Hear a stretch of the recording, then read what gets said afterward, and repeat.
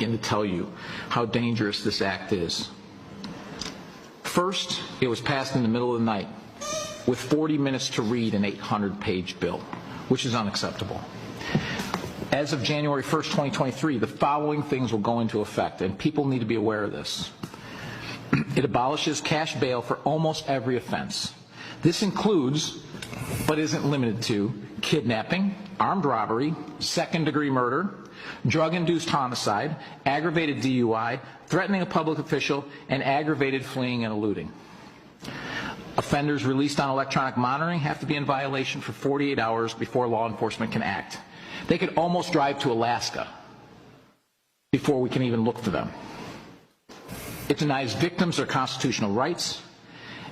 And keep this in mind, businesses and homeowners. Officers will no longer be able to remove trespassers from your residence or your businesses. Someone could decide to live in your shed, and all we can do is give them a ticket. You have to decide what level of force is required to remove them and whether or not it's legal. This is a massive threat to the residents of Orland Park, Cook County, and Illinois. I want to remind voters that several elected officials that will be on the ballot in Orland Park voted for this abomination. Senator Michael Hastings, Senator Emil Jones, and Representative Justin Slaughter all voted to put criminals ahead of the safety of law-abiding citizens and police.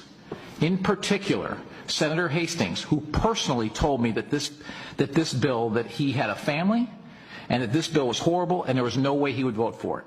An outright lie that, in my opinion, disqualifies him to hold his office.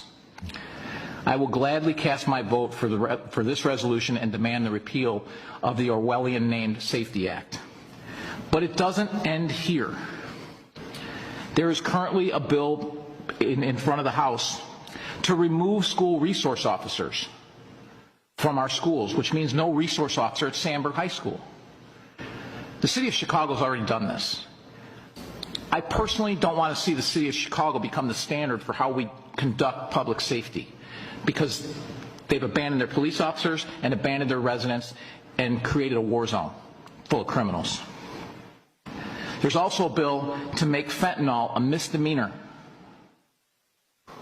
in this state. And I want to remind you that we have representatives that currently represent us or will represent us potentially in the federal government that voted to not extend the fentanyl ban federally. Fortunately, it passed, but there are people that actually believe that we shouldn't have a ban on fentanyl that currently represent our community. That's just absolutely unacceptable. It's like they won't stop until they destroy our communities and our society. We all need to take a stand against this. This is a very, very dangerous bill.